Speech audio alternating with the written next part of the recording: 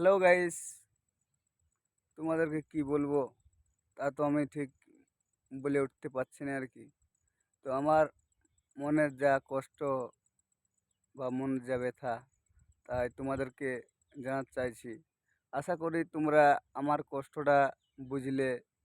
যাই হোক, বেশি কিছু না হলেও মনে জানে বন্ধু ভাবে বা দাদা ভাবে লাইক শেয়ার কমসে কম করবে।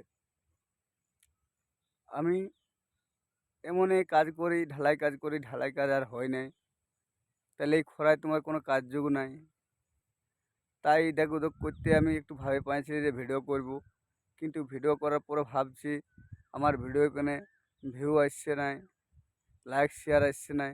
তাতে ঘরে আমাদের গিন্নি গাল দিচ্ছে, তুমি কেন ভিডিও করছো, ভিডিও তোমার করে কোনো সাপোর্ট নেবে না, বা ভিডিও তোমার কেউ দেখবে কি নাই, বা লাইক শেয়ার করবে কি নাই।